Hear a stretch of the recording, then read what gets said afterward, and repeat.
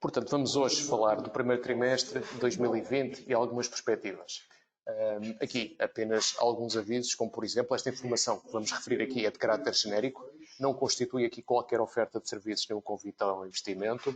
O conjunto de informação que está aqui compilada é obtida de fontes consideradas fidedignas, mas podem conter um eventual erro ou lapso.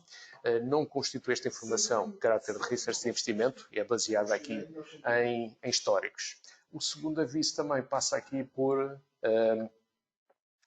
não estava tanto presente aqui, seria que um conjunto desta informação portanto, não é veiculada de uma forma mais ilustrativa ou elucidativa. Desta forma, não, a ideia não é passar informação para vos preparar para tomarem uma decisão de investimento. Vamos fazer uma caracterização relativamente ao contexto que se refere aos instrumentos financeiros, como ações, obrigações, as próprias mercadorias, taxas de juro.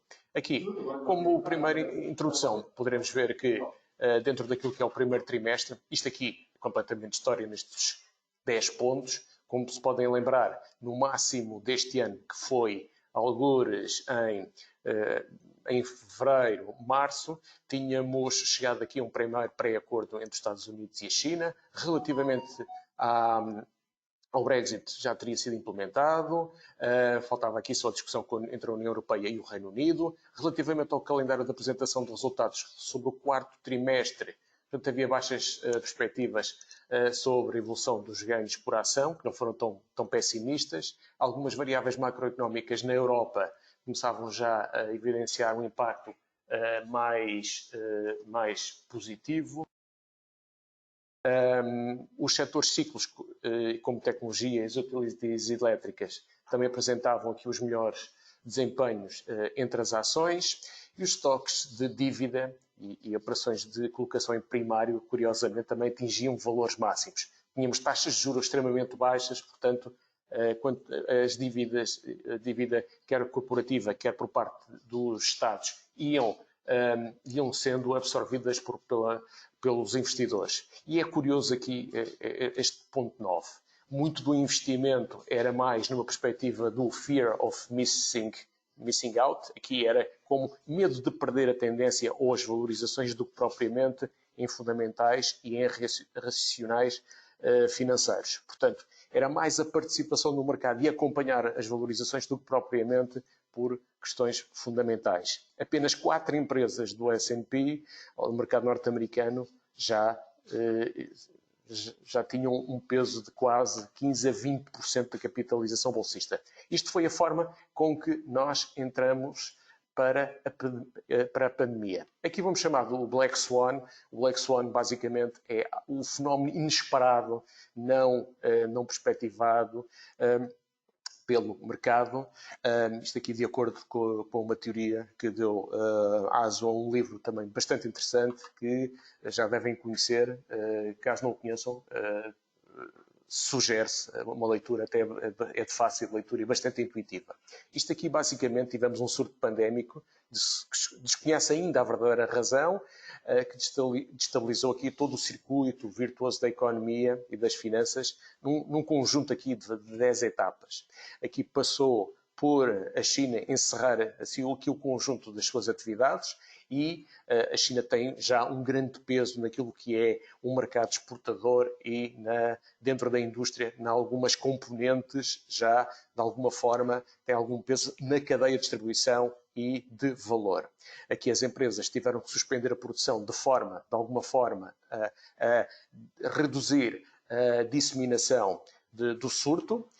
Houve um efeito spillover, portanto, um efeito de contágio, então, do Oriente, neste caso da China, para a Europa, mais centrado, então, como todos sabemos, relativamente à Itália, Espanha e pelo resto, e foi-se difundido pelo resto das economias ocidentais, neste momento também com alguma força a entrar em África e no Hemisfério Sul. Também aqui a adicionar também os segundo e terceiro maiores produtores do crudo, primeiro Estados Unidos, obviamente, entraram num conflito, 3 a 4 semanas. A pandemia é declarada em março e então tivemos aquelas 3, 4 semanas abismais de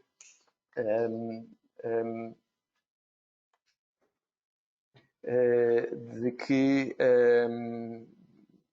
em que tivemos uma forte volatilidade. O S&P corrigiu 35%, o VIX testou os 85% de volatilidade e a yield a 10 anos dos Estados Unidos, 0,5%. Atenção que nos 10 anos, no início de janeiro, ele estava abaixo dos 2%. Porém, diversos massivos programas e governamentais, programas financeiros ou de ajuda foram sendo anunciados, quer por bancos centrais, quer pelos governos dos diversos países, que inundaram aqui, de alguma forma, inundaram o mercado e dessa forma, claro, a volatilidade caiu para quase metade. E as ações do S&P recuperaram 25%, como vamos ver num gráfico mais à frente. Aqui, agora, os pontos seguintes, de alguma forma, procura-se reacender as economias, recuperar as economias, planeando as aberturas das sociedades, permitindo que saiam do seu confinamento de uma forma gradual, com a retoma de algumas atividades. A recuperação das ações e dos mercados agora perspectiva-se em alguns padrões, que por acaso já vos vou pedir também a vossa contribuição. O crudo de WTI, esta semana tivemos um fenómeno ímpar, confesso. Estou no mercado desde 94, mais alguns colegas muito experientes desde finais da década de 80 nunca tinham experienciado este efeito. O preço do barril caiu para menos 40 dólares, curiosamente, quando o Japão determina o estado de sítio, não é? Com duração até meados de maio, e Singapura retoma também um crescimento do número de casos. Estes dois países também são um exemplo de que estava-se a fazer a retoma e o reacendimento das economias, mas deparou-se aqui que afinal isto tem que ser feito de uma forma ainda mais paulatina, mais ritmada e mais estruturada. Então percebemos que provavelmente a recuperação da economia pode não ser tão rápida como esperado, portanto impacto no consumo, sendo o consumo em geral, relativamente ao crudo, o transporte rodoviário de passageiros e mercadorias deve corresponder a aproximadamente 35% a 40% do consumo do crudo. Daí, como não havia espaço, então, para fazer o armazenamento e esta logística estava a ser... já não havia, portanto, dessa forma... havia, então, algumas petrolíferas estavam a entregar, alguns operadores estavam a entregar, simplesmente porque não havia espaço para as colocar. Ok, então, fazendo um ponto de situação, isto é relativamente a ontem, aqui o que é que vos quero tentar elucidar? Aqui temos o conjunto dos índices, temos aqui também o índice de volatilidade, índices acionistas, volatilidade, aqui temos dívida, os bunds, os treasuries norte-americanos, o gilt inglês, temos aqui as mercadorias e temos aqui as divisas. Para não esquecer aqui também relativamente ao ouro. Aqui vamos centrar nesta dimensão, vou buscar aqui uma caneta, é interessante verificar no acumulado do ano, neste caso no year to date, desde janeiro até o momento, podemos verificar que ao longo de toda esta curva tivemos os desempenhos que fomos tendo. E é interessante verificar que o PSI 20 no acumulado do ano perde quase 20%, o IBEX quase 29,29%, mas curiosamente, se olharmos aqui para o Nasdaq 100, está positivo em 0,47%, o mercado suíço só perde 9%, aqui relativamente ao mercado asiático, curiosamente a China apenas 6,51%, podemos verificar que a volatilidade também do índice S&P aqui com 185% de valorização, os mercados de dívida, neste caso o Bund, os Treasuries norte-americanos e o Gilt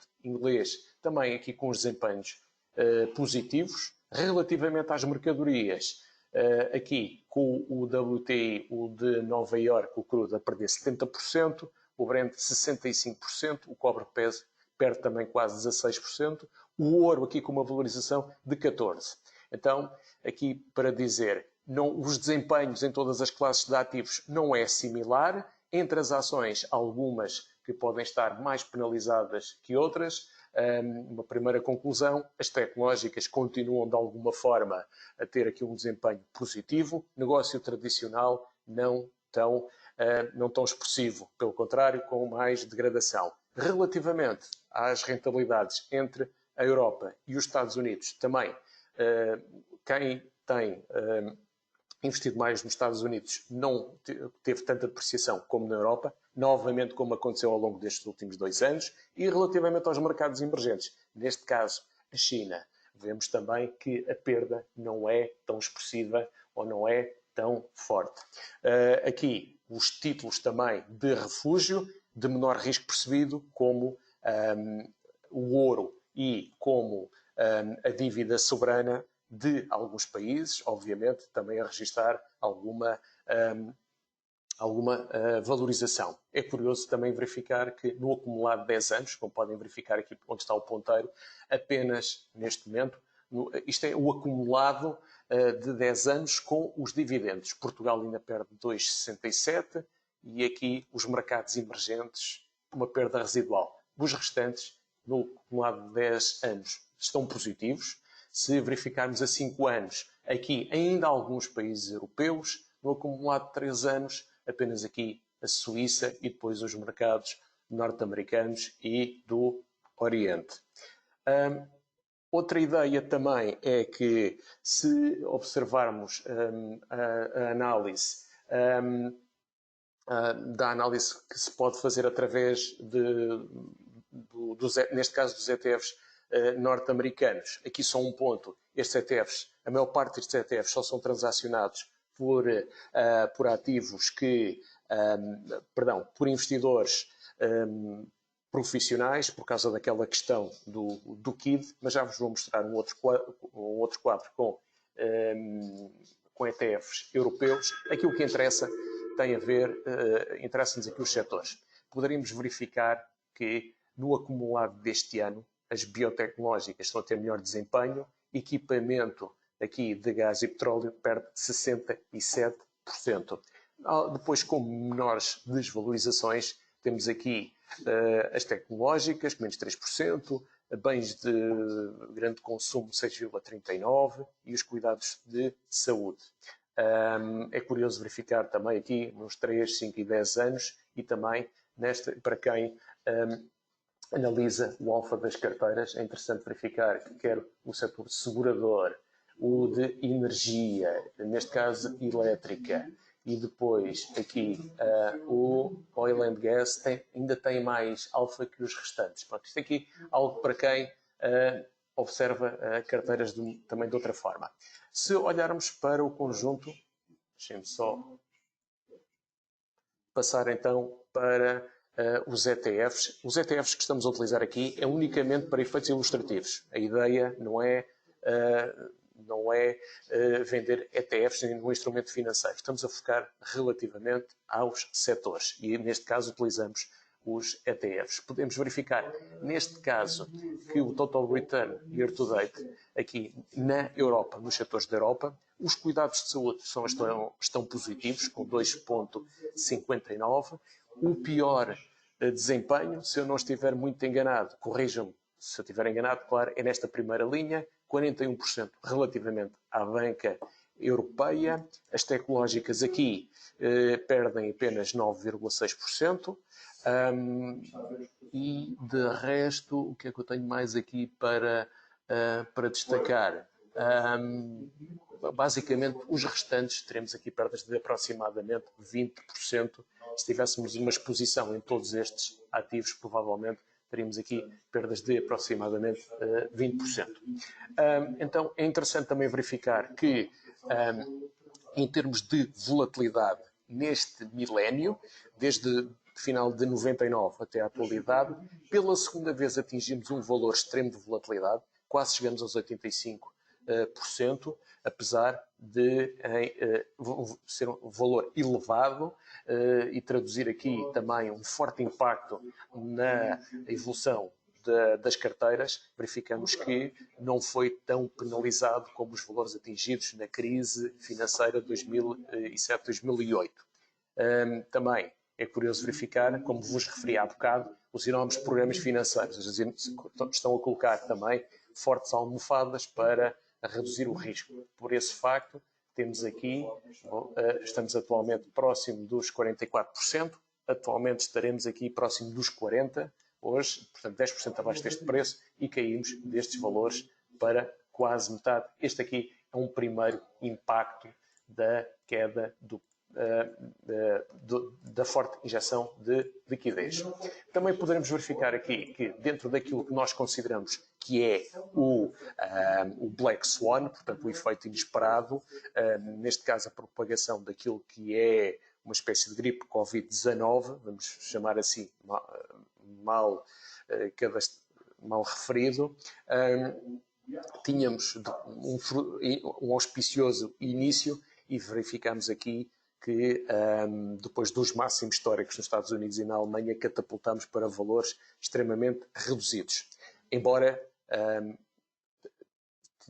tenha sido esse debacle da propagação do Covid-19 e do choque petrolífero do lado da oferta, começou inicialmente com a questão entre a Arábia Saudita e a Rússia, aqui há a ressaltar que o contexto já era de algum abrandamento. O crescimento do PIB mundial, portanto, graças também ao posicionamento e na ordem mundial relativamente aos Estados Unidos com o US First, portanto, já havia alguma tensão com a criação de tarifas, o impacto que isto tem no comércio internacional, portanto, de alguma forma já havia algum abrandamento.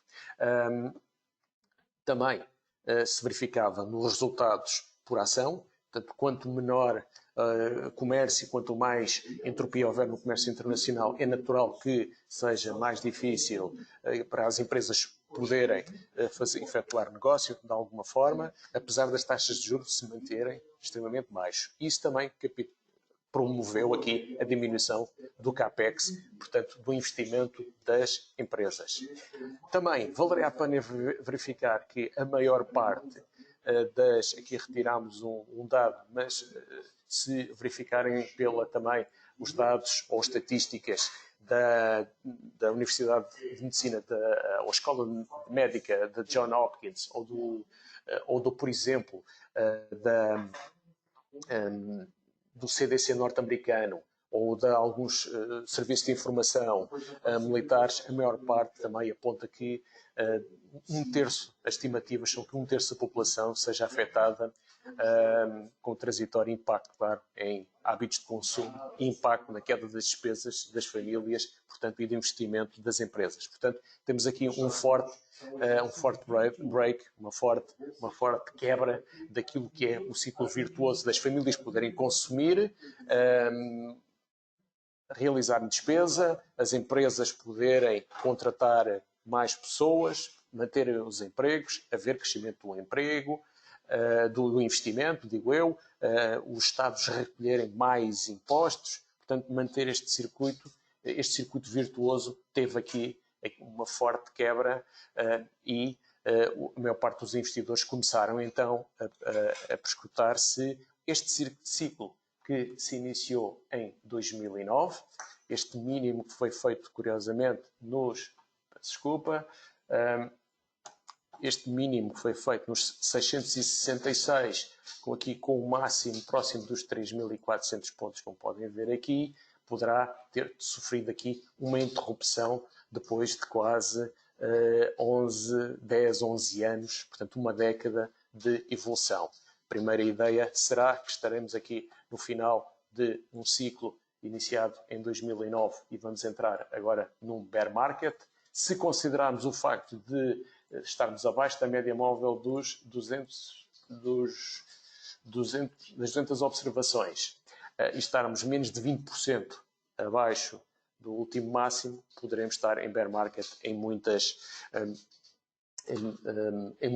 índices, exceto provavelmente aqui no Nasdaq. Alguns indicadores também mostram que o stress que está a ser sentido nas empresas ou pressão que está a ser sentido nos balanços e nas contas das empresas norte-americanas também veio para valores mais elevados, estão em valores provavelmente mais próximos. Isto aqui não está tão atualizado, isto deve-se reportar aqui a finais de março, já ultrapassámos estes valores de 2016, devemos estar mais próximos dos 2012. Portanto, a estabilidade financeira aqui de alguma forma foi mais pressionada, porém também a forte emissão monetária ajuda também e alguns programas não convencionais por parte dos bancos centrais aqui a ajudar de alguma forma a recuperar ou impedir maior queda daquela ou deterioração que aquele indicador mostra.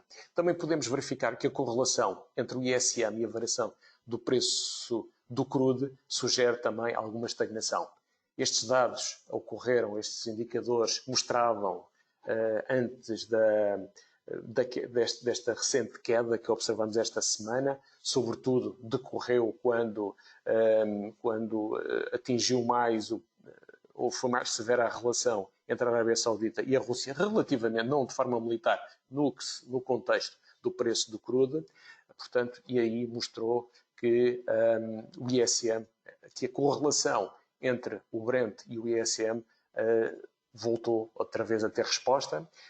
Aqui, provavelmente, vamos verificar se o ISM vai continuar a deteriorar e vai, então, caminhar para valores mais abaixo. Se também observarmos a correlação entre a variação do PIB e do crude, provavelmente também poderemos ter aqui alguma queda, ou pode validar também algum abrandamento da atividade económica e a forma como se irá desenvolver. Antes de olhar para os gráficos, provavelmente aqui aproveitava a vossa presença e hoje estamos aqui, temos uma casa bastante cheia para colocar aqui, apenas pedir a vossa contribuição e a colocar aqui uma espécie de uma sondagem que era o que é que perspectivavam para a cotação do crude. Deixem-me lançar. Não sei se estão a ver. Se estão a ver do vosso lado, o que é que vocês consideram que possa ser a cotação do crude nos próximos 12 meses? Se mantém nos 15, nos 25, nos 45, 55 dólares foi a média de 2019, 65 dólares foi o máximo de 12 meses, foi próximo. Portanto, se puderem contribuir com a vossa votação, nós aqui não vamos conseguir ver quem é que votou, portanto, sintam-se à vontade. Aqui não há respostas erradas, todas são válidas. Portanto, hoje temos aqui muita gente a contribuir, se puderem. Sim, é verdade, o consumo mundial vai permanecer baixo. Se puderem apontar, porem um pico no preço que consideram mais justo ou mais próximo daquilo que é a vossa percepção, nós agradecíamos.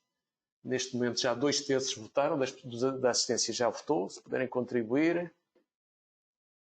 Ok, muito interessante. Já vos vou mostrar então o que é que... Mais uns segundos. Okay, não se acanhem em votar, nós não vamos... Não há aqui pontos certos ou errados, todos estarão corretos. Esta votação não é associada a quem votou e o valor é que votou. Portanto, sinta-se à vontade. Ok, mais uns instantes e... Ok. Já encerramos e vamos então tentar mostrar...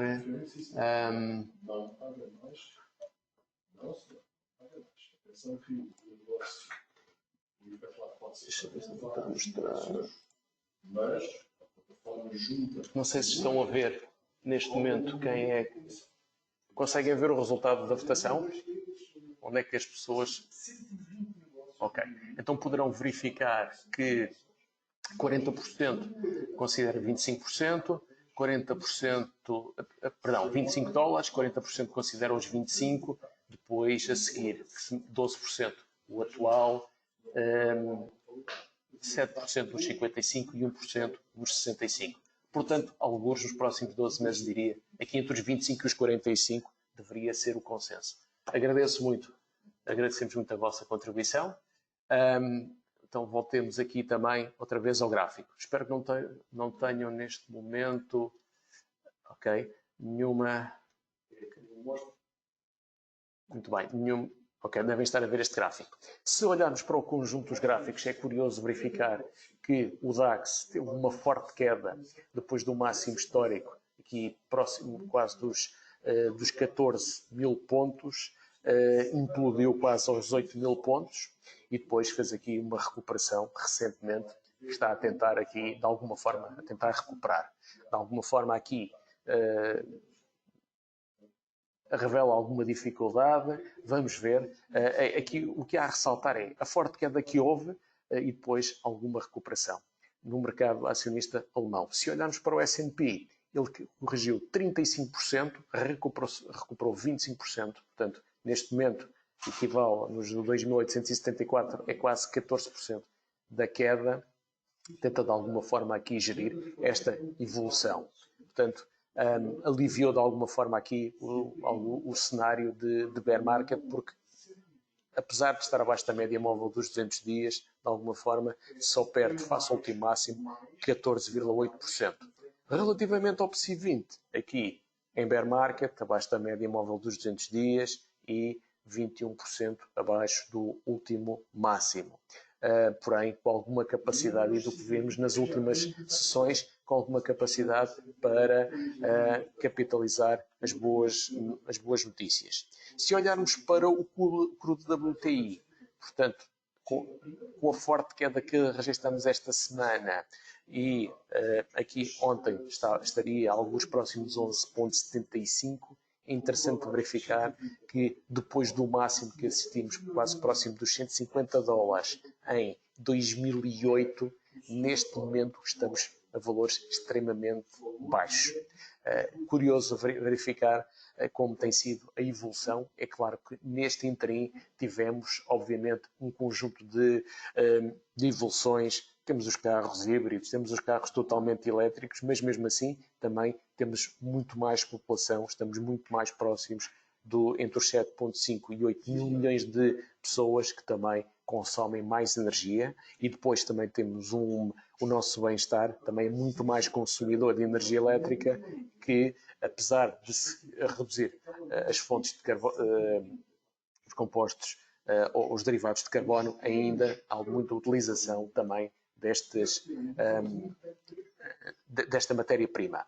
Se olharmos para um indicador, o Commodity Research Bureau, portanto, que tem aqui um conjunto de ativos que não é só energia, temos também outras mercadorias como as agrícolas, como os ferrosos, podemos verificar que estamos em valores mínimos de 14, 15 anos. Um bom indicador de qual é a perspectiva porque é que estamos aqui ao mínimo de 13 anos, alguma contração da economia, como temos visto, estaremos aqui muito, muito próximos de valores de contração no segundo trimestre esperados entre 6%, 12%, portanto, que vamos ver, vai depender sobretudo da evolução de uma solução da vacina, não é? Como podem ter verificado há bocado, o mercado vai reagindo consoante a perspectiva da evolução da vacina e do reaquecimento ou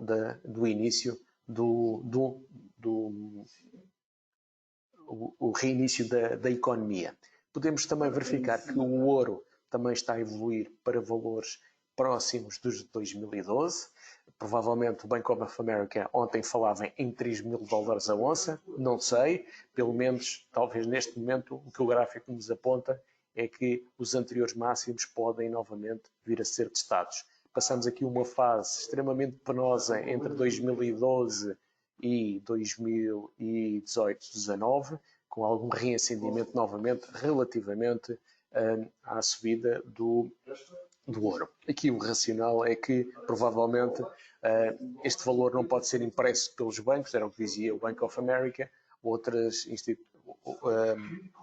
outras instituições referem a logística, que é um mecanismo de transmissão, e o facto de, historicamente, constituir também, em períodos de maior incerteza, constituir também um dos pontos de alocação em substituição em função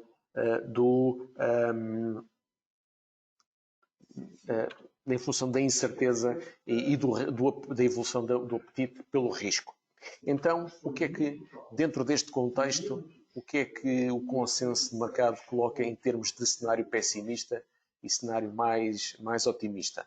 Portanto, estaremos aqui dependentes, portanto, o reacendimento da economia, a recuperação, dependerá da gradual evolução, da forma como este surto pandémico vai ser sustido e depois como é que ao longo, ou nesse contexto e nesse quadro, como é que vai sendo feita então, quais são as variáveis mais relevantes. Aqui, a maior parte das análises aponta aqui para uma terapêutica para a pandemia.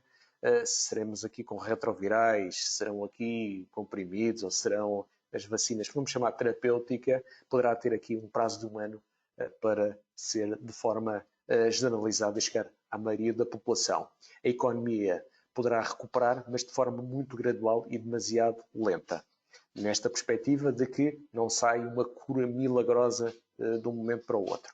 A retoma de preços é arrasadora para algumas mercadorias, provavelmente aqui de alguma forma também no imobiliário. Se tem estado a acompanhar também a evolução dos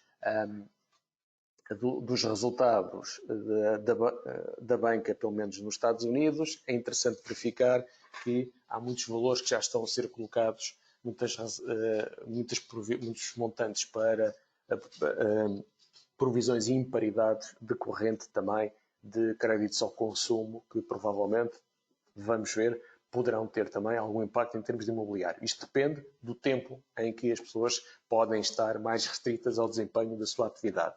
Países com desequilíbrios estruturais, provavelmente nestes momentos, vêm mais agravados os prémios de risco nas suas dívidas soberanas.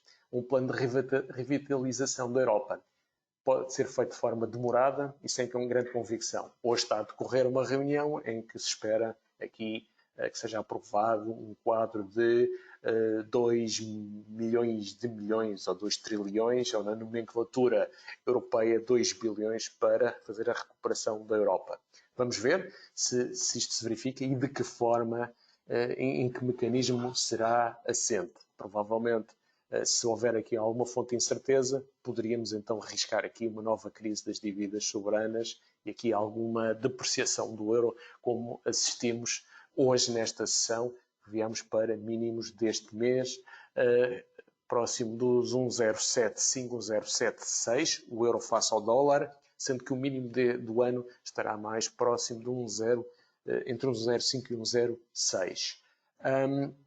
A Europa controla a pandemia com um estratosférico endividamento, portanto, nos Estados Unidos revelam dificuldade no controle da pandemia. Estamos a falar aqui do cenário pessimista, o mais esticado, o pior que poderíamos encontrar. Não haver aqui também, portanto, as famílias não estarem mais confinadas, a forma como seria feita a abertura da economia ser muito mais lenta, a Europa ter dificuldade em apresentar um pacote financeiro e ele ser de difícil implementação, haver aqui uma dificuldade em controlar a pandemia e obrigar a endividamentos extremamente elevados, Estados Unidos a revelarem alguma dificuldade em fazer o controlo, isso com impacto no aumento do desemprego para 2 dígitos, preços das mercadorias continuarem a ajustar e a causar disrupção, exceto aqui nos metais preciosos como reservas de valor, e novo plano Marshall ser mais liderado e promovido mais pela China do que propriamente pelo conjunto dos países.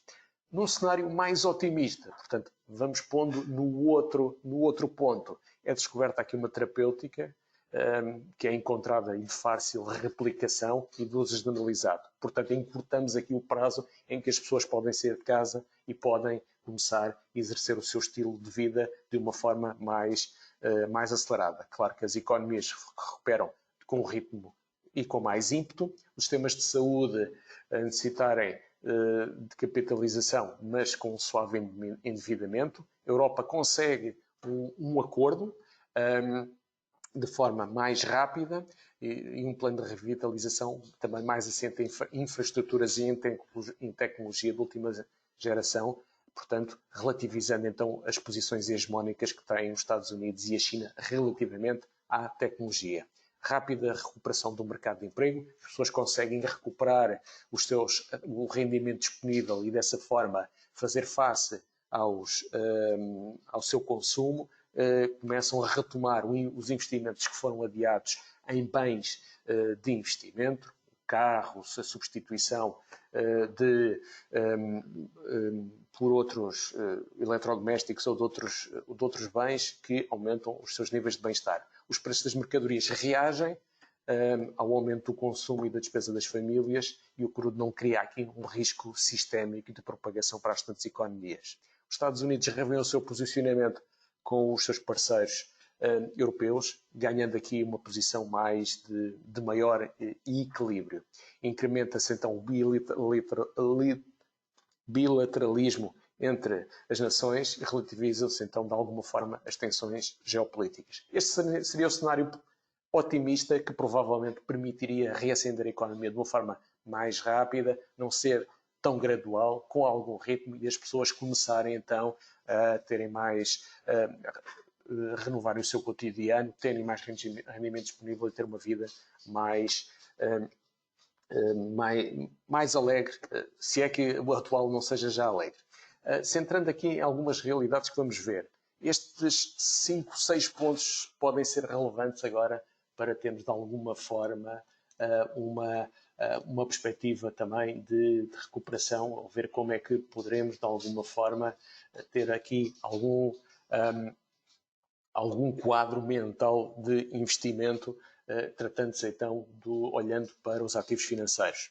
A evolução dos ganhos por ação, a evolução das imparidades, isto é, daquilo que é o crédito, que é as empresas que vão dando crédito umas às outras e a forma como recuperam, não é só a banca, e depois a banca relativamente aos Estados. Não podemos esquecer que as imparidades dos bancos não se traduzem só ao crédito e financiamento a particulares e às empresas, mas também aos Estados. E aqui é importante também recordar que grande parte dos balanços que têm depósitos de clientes também financiam as respectivas economias. E se a dívida dessas economias tiver um desempenho menos positivo, agravado aqui pela percepção de risco, isso vai provocar, obviamente, imparidades. Os elevados recursos disponíveis, correção de cotações de acordo com o histórico, duração e perfil das recessões e depois se a União Europeia consegue este plano de 2 trilhões e de alguma forma criar aqui uma boa almofada financeira para relançar a economia. Como se tem dito aí bastante, um novo plano Marshall relativamente à Europa, neste caso sem a promoção dos Estados Unidos, mas entre os seus Estados-membros. Poderemos verificar, peço desculpa já pela imagem, que em termos de os ganhos por ação, ou Earnings per Share, EPS, do primeiro trimestre, apresentam aqui contrações médias de menos 13,4% nos Estados Unidos, na Europa 16,2%, na zona euro menos 17,8%, no Japão só menos 13,8%. Também, em termos de setores, destacaria aqui que as maiores contrações são no setor da energia, sobretudo aqui no Japão com menos 79,7%, e nos Estados Unidos menos 52,2%. Estamos a falar relativamente ao primeiro trimestre de 2020, a evolução dos ganhos por ação, os setores que podem desempenhar pior, provavelmente, nos Estados Unidos seria aqui, vamos buscar aqui alguma cor, que é para os Estados Unidos, que é aqui com 52,2% relativamente à energia. Na zona euro, destacaria aqui os 50% relativamente à indústria, não é? Aqui, provavelmente, estamos a falar no setor não só do aço, mas também relativamente à parte dos automóveis, a parte da construção também de aviões e de aviões e de outro tipo de infraestruturas. Com melhor desempenho, curiosamente, temos aqui na Europa, surge aqui curiosamente o real estate, depois aqui os suporte, o IT e os cuidados de saúde. Pronto, basicamente, sendo que também os defensivos, obviamente, neste enquadramento que estamos a assistir, na zona euro, aqui podem ter melhor desempenho, com 4,9%, sendo que as cíclicas aqui saem todas penalizadas se olharmos para o Japão, os Estados Unidos e a Europa. Então, resumindo, a maior parte das análises estimam aqui uma quebra dos ganhos por ação, sendo maior relativamente à zona euro. Relativamente aos desempenhos do setor financeiro, também teremos aqui na Europa uma maior penalização, aqui neste caso com menos 18,7%. Aqui estes financeiros estamos a falar da parte da banca e aqui os defensivos, os setores defensivos a funcionar melhor na Europa com 4,9%, no Japão ainda mais com 27,4%. Portanto, aqui a ideia é que em termos de alocações, em termos de setores, provavelmente o setor, tendo em conta estas contrações dos EPS e expansão de alguns poucos setores, os setores defensivos deveriam ser ou tenderiam a dever ser privilegiados. Em termos de também daquilo que é o stress que vai se sentindo nos balanços dos bancos e dos serviços financeiros, estamos aqui neste momento em valores muito próximos ao da crise financeira de 2007, 2008. E é curioso verificar que, enquanto começámos a ter aqui uma lenta progressão, demos aqui um salto brutal em apenas quase 2 meses. Portanto, o que num cenário mais dantesco, provavelmente poderíamos ter aqui um pico muito próximo ou superior ao anterior. Esperemos que não, porque também temos a ter aqui uma resposta por parte das autoridades monetárias e decisores de política mais rápida. Mas mesmo assim, esta evolução, as provisões para créditos e financiamentos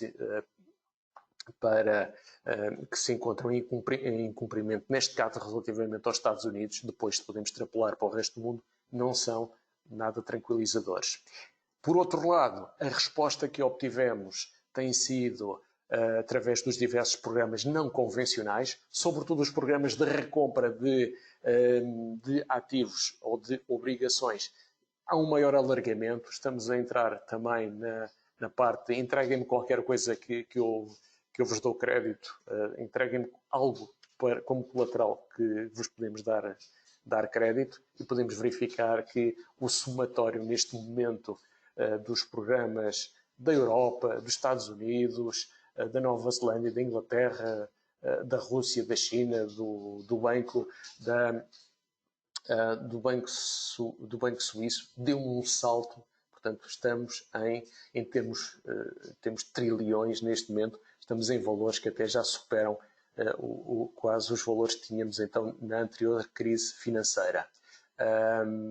Também é interessante verificar que o balanço, a dimensão, todos estes programas, claro, vão pesar nos balanços dos bancos e também na componente de dívida dos Estados. Em termos de balanço dos bancos, é interessante verificar que nesta linha a laranja demos aqui um salto para aquilo que, se compararmos com as empresas small caps, a relação entre as 100 empresas do S&P e as respectivas small caps. Portanto, aqui, enquanto este endividamento das empresas foi sendo progressivo e foi subindo de alguma forma desde 2018, 2019, sendo agora maior, há aqui uma grande subida, uma portentosa subida durante este ano. Portanto, vemos aqui que há um esforço financeiro para suportar esta evolução. E podemos verificar que, obviamente, isto vai ter aqui um outro impacto. Verificamos que, na zona euro, a subida da dívida governamental relativamente ao PIB na Europa vai passar para 97%. É interessante verificar aqui relativamente à França, vamos passar para os 115%.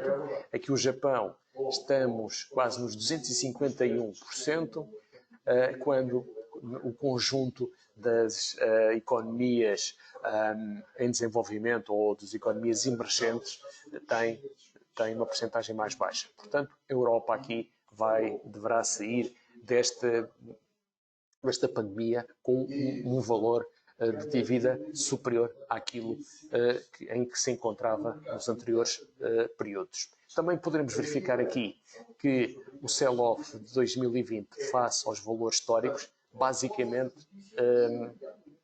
estamos a seguir aquilo que é a história. O conjunto das desvalorizações que estamos e das valorizações, podemos ver aqui a dívida soberana com notação de rating de médio e longo prazo está numa relação risco-retorno próximo do histórico. Por outro lado, podemos verificar que o crude também está a refletir precisamente ao que nos outros períodos históricos se verificaram. Portanto, o que estamos a ter é uma repetição daquilo que está a ser a história. E poderemos verificar agora também que, desde 1945, se contabilizaram 12 recessões. E é interessante verificar aqui quais são os impactos.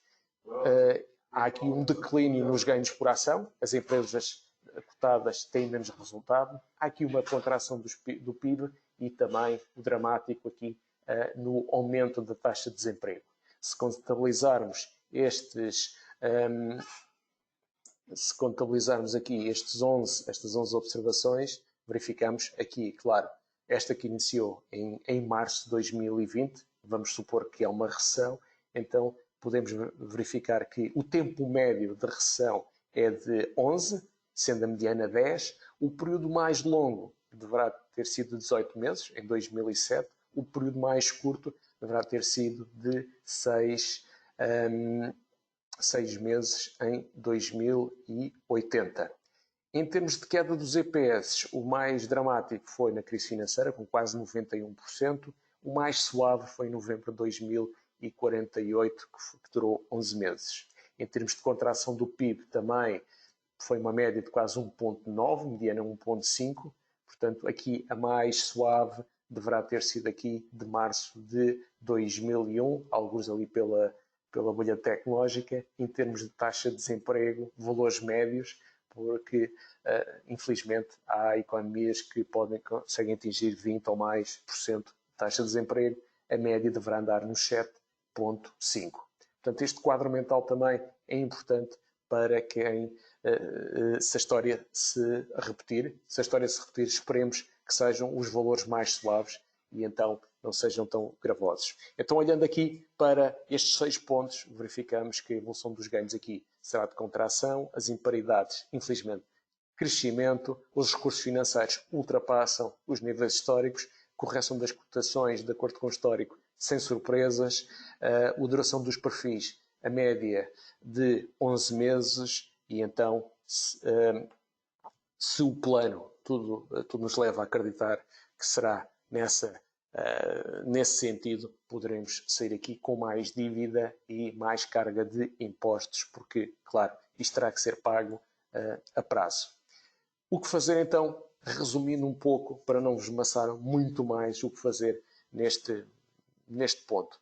A volatilidade deve se manter elevada, a média de 10 anos estará em 18%, atualmente andamos aqui entre os 45% e os 50%, hoje estamos com 40%. Apesar da elevada liquidez disponível, o maior desafio que se coloca é nas margens de receitas das empresas. A procura ou a detecção das empresas que possuem maior capacidade de gerar fluxos de caixa permite ter aqui uma tesouraria mais robusta e, dessa forma, maior capacidade de projetar lucros e aumentar a empregabilidade dessas empresas. A ideia aqui é manter a solidez da sua estrutura de balanço e manter os postos de trabalho e fazer crescer os postos de trabalho. A alteração dos hábitos, provavelmente, de uma forma transitória ou mais longa, vai permanecer ditar a maior digitalização e o recurso a meios eletrónicos. A geografia pode ser aqui de alguma forma mais relativizada, portanto o ponto geográfico pode de alguma forma ser substituído então de alguma forma pela digitalização, mas não a 100% nem 75% a alguma parte. Nos ecossistemas ou marketplaces como a Amazon, eBay, Netflix, Alibaba, portanto devem continuar de alguma forma a gerir aqui valor e capacidade de reação às contínuas estas alterações do padrão de consumo. Aqui os conceitos de luxury brand provavelmente podem ser mais relativizados, mais pelas questões de padrões de qualidade. Então, aqui pegando no conjunto das 100 empresas e se considerarmos que a capacidade de gerar free cash flow, vamos dizer, aquilo que as empresas conseguem depois de pagar os seus encargos, depois de pagar os seus acionistas ou nessa expectativa e das suas atividades de reinvestimento ou de investimento, aquilo que elas libertam e cria capacidade de autofinanciamento, se esse valor faça 25% do seu valor em bolsa, portanto, surgem aqui um conjunto de empresas. Se dissermos que tem que ter 15% de retorno dos capitais próprios e 15% do retorno dos ativos, temos aqui então um conjunto considerável de empresas que poderão ser interessantes então para podermos passar esta fase. É interessante verificar, temos aqui muitas tecnológicas, consegue-se encontrar aqui uma empresa de crudo e de gás, aqui algumas empresas de biotecnologia, mas é interessante verificar que muitas destas correspondem a empresas mais relacionadas com a parte da digitalização.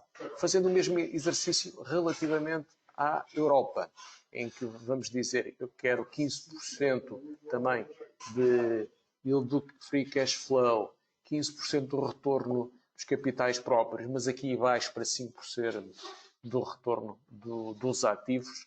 É interessante também ver que na Europa, no Eurostock 600, conseguimos aqui encontrar um conjunto de empresas, dos quais, por exemplo, encontramos aqui algumas empresas de mídia, algumas empresas de produtos de luxo, mas também, por exemplo, aqui semicondutores, indústrias químicas, farmacêuticas, há aqui pelo menos duas. Isto, claro está, tentando fazer um screening. Aqui a ideia, o principal não é o nome das ideias, não é o nome das empresas. É, sobretudo, ver o free cash flow que é gerado, o peso que ela tem relativamente ao total do valor da empresa cotada em bolsa e depois a sua capacidade em ter resultados. Temos aqui, por exemplo, a capitalização bolsista, a dívida líquida. Se a dívida líquida é negativa, significa que tem mais tesouraria. É positivo ser negativo, significa que tem mais tesouraria do que dívida. E este aqui é o enterprise value, o que acaba por ser, o que é bastante positivo. Aqui a ideia é fazer uma comparação entre a receita anual e o equity value. Portanto, é algo, a ideia aqui é como é que eu posso selecionar os títulos para os próximos períodos. Se é de incerteza, se for de extensão desta incerteza, provavelmente vou querer empresas com alguma robustez da sua tesouraria. Isso implica também que tenham capacidade comercial e de manter as suas cotas de mercado e que tenham capacidade, assim, de alguma forma manterem a robustez do seu negócio, de poderem ajustar à concorrência e algumas incertezas possam ter pela frente, manterem empregabilidade e devolver também à economia e à sociedade os recursos que vão detendo. Em termos de petrolíferas, é curioso que, apesar do crudo ter vindo para valores historicamente baixos, quase menos 40 dólares, não foi mesmo 40 dólares, é interessante verificar que há aqui um conjunto de empresas em que temos aqui também a nossa Galp, tem aqui que a maior parte delas tem perdas acumuladas nestes 3 meses e meio ou 3 meses e 3 semanas, mas mesmo assim há aqui uma que tem mais tesouraria do que dívida, mas muitas delas também têm aqui uma yield o free cash flow em função dos resultados são bastante positivos e bastante atrativos ainda. Portanto, há aqui algumas petrolíferas que provavelmente podem estar de alguma forma a desconto, mas vamos ignorar esta parte, que podem ter ajustado em queda face a este quadro de incerteza, mas também à queda dos preços do crudo. Porém, tem aqui alguma robustez em termos de negócio e tem estado de alguma forma a responder de alguma forma positiva. Aqui só pusemos estas petrolíferas porque há muita gente a perguntar como é que pode capitalizar dos níveis baixos do preço do crudo. Temos os ETFs, ou os trackers, ou os futuros, mas também estas próprias empresas petrolíferas podem de alguma forma recuperar. Também é interessante verificar como foram os últimos anos, 7 anos, até 31 de março de 2020. E separamos aqui entre ações e obrigações. E é interessante verificar que, em média, apenas aqui a dívida dos mercados emergentes apresenta resultados, e depois, se olharmos para aquilo que são os principais retornos, as empresas ou as empresas de valor dos mercados emergentes apresentam aqui um resultado mais positivo. Isto é visto do ponto de vista norte-americano. Aqui os International Large e International Small é como eles classificam a Europa. Neste caso, as pequenas e médias empresas europeias aqui oferecerem mais retorno, dos mercados emergentes a seguir, e as empresas de valor dos mercados emergentes a darem um retorno ainda superior. Também, aqui de alguma forma, uma nota de esperança. A McKinsey conduziu aqui uma sondagem a consumidores relativamente dentro já deste período de confinamento, e é interessante verificar que 89% dos consumidores acreditam que dentro de 2 meses vamos retomar as rotinas normais. Há aqui algumas notícias menos interessantes em que 45% considera que as despesas domésticas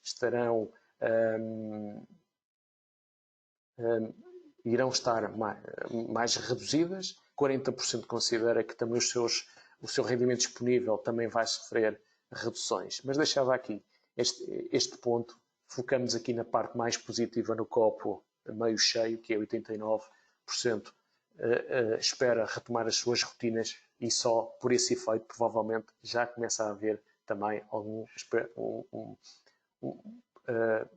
uma parte mais virtuosa de evolução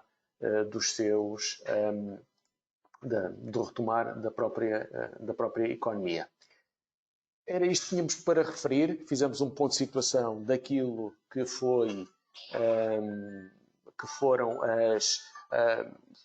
o início auspicioso deste ano, um conjunto de pontos que tivemos aqui de alguma forma a assombrar-nos esta evolução. Eu aproveitava só para fazer aqui um último desafio, é colocar-vos aí a hipótese, como é que consideram, aproveitava tão distinta e numerosa assistência, o que é que vocês consideram que possa vir a ser? Tentem assinalar, por favor, pôr um pontinho no quadro, se a recuperação vai ser em V, se continuássemos a subir é o que acontecia com os mínimos de março e agora continuávamos a subir, se vamos voltar outra vez aos mínimos de março será o W e depois continuar, ou voltamos aos mínimos de março e vamos permanecer em valores cada vez mais baixos. Esse seria o L. Portanto, vocês consideram se é o V, o W ou o L. Se puderem contribuir, ficávamos gratos desde já.